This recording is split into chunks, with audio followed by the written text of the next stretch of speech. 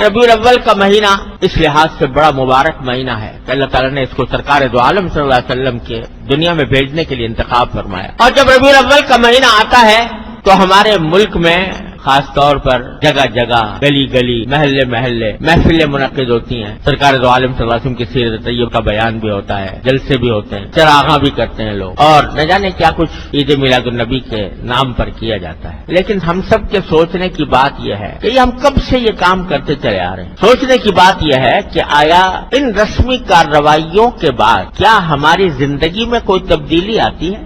اتنے جلسے ہو گئے, اتنی تقریریں ہو گئی, اتنی محفلیں منعقد ہو گئی, اتنی نعتیں پڑھی گئی, اتنے درود و سلام ہوئے. الحمدللہ حضور اقدس صلی اللہ علیہ وسلم پر ایک مرتبہ درود شریف کوئی بھیج دے تو اللہ تعالیٰ اس کے اوپر 10 رحمتیں نازل فرماتے ہیں. اللہ تبارک و تعالیٰ ہم سب کو توفیق عطا فرمائے. لیکن سوال یہ ہے کہ یہ سب کچھ ہونے کے بعد کیا ہماری زندگی میں کوئی تبدیلی آتی ہے؟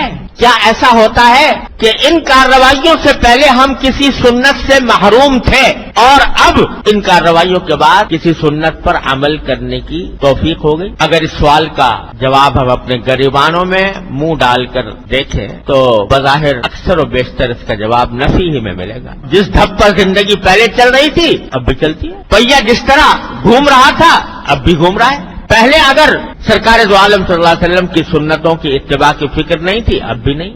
تو بتائیے کہ آیا اس بات سے سرکار دو عالم صلی اللہ علیہ وسلم خوش ہوں گے کہ میری امت کے لوگوں نے میری تعریفیں تو بہت کر لی, لیکن کیا میں جس کام کے لیے آیا تھا اور جو پیغام میں لے کر آیا تھا, جو سنتیں میں نے وضع کی تھی, ان کے اوپر عمل میں کیا صورتحال پیدا, اس پر عمل کی طرف دھیان نہیں, تو کیا اس سے خوشی ہوگی سرکار دو عالم؟ کیا آپ دنیا میں اسے تشریف لائے تھے کہ آپ کی تعریف میں قصیدے پڑھے جائیں؟ آپ کو تو پیشکش ہوئی تھی کہ اگر آپ چاہیں تو دنیا کا سارا مال و دولت آپ کے قدموں میں ڈھیر کر دیا جائے. اگر آپ چاہیں سردار بننا چاہیں تو ہم سب متفقہ طور پر آپ کو سردار بنانے کے لیے تیار ہیں. اگر آپ کو حسن و جمال کی خواہش ہے تو دنیا کا منتخب حسن و جمال آپ کی خدمت میں پیش کر دیا جائے. ساری پیشکش کر دی گئی, مگر آپ اپنے اس پیغام سے, اپنی اس تعلیم سے باز آ جائیں. سرکار دو عالم صلی اللہ علیہ وسلم جواب میں کیا فرمایا تھا کہ اگر میرے ایک ہاتھ میں آفتاب اور ایک ہاتھ میں مہتاب بھی دے دو گے تو میں اپنے اس دین کی اس تبلیغ سے باز نہیں آ سکتا.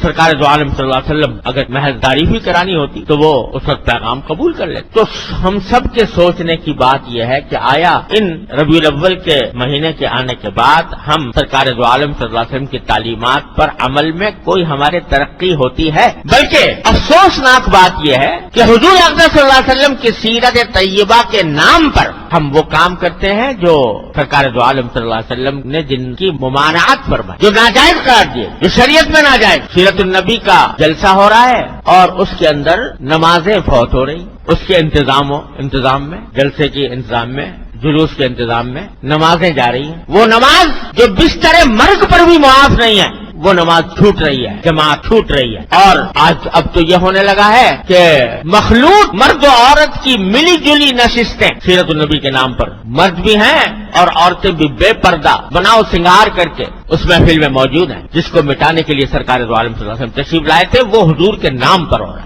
اور اب تو نعتیں, حضور اقدس صلی اللہ علیہ وسلم کی نعت اتنی زبردست فضیلت کی چیز ہے. سرکار دو عالم صلی اللہ علیہ وسلم کا ذکر مبارک, وہ نعت پڑھی جا رہی ہے اور موسیقی کے ساتھ پڑھی جا رہی ہے. جس موسیقی کے آلات کو آپ کو یہ فرمایا آپ نے کہ میں ان کو مٹانے کے لیے آیا ہوں, وہ نعتیں ہو رہی ہیں, حضور کی وضاحت تعریف بیان ہو رہی ہے اور میوزک کے ساتھ ہو رہی ہے, موسیقی کے ساتھ ہو رہی ہے. تو بتائیے یہ سرکار دو عالم صلی اللہ علیہ وسلم کی سیرت کے ساتھ کون سا انصاف ہے؟ یہ کتنا بڑا ظلم, کتنی بڑی دھاندلی ہے کہ سرکار دو عالم صلی اللہ علیہ وسلم کی تعلیمات کو پامال کر کے کہا جائے کہ ہم سرکار دو عالم صلی اللہ علیہ وسلم کی سیرت بیان کر رہے ہیں یا آپ کی نعت بیان کر رہے ہیں. تو میرے بھائی اور دوستو, ربیع الاول کا پیغام یہ ہے کہ ان رسمی کارروائیوں میں پڑھنے کے بجائے یہ دیکھو اگر واقعی سرکار دو عالم صلی اللہ علیہ وسلم کے ساتھ محبت کا دعویٰ ہے, اگر واقعتاً سرکار دو عالم صلی اللہ علیہ وسلم کے امتی ہو, تو کم از کم اس مہینے میں اتنا جائزہ لے لو کہ سرکار دو عالم صلی اللہ علیہ وسلم کی کون سی سنت پر ہم عمل کرتے ہیں اور کون سی پہ عمل نہیں کرتے. جس پر نہیں کرتے اس کے اوپر اب کرنے کی کوشش کرتے.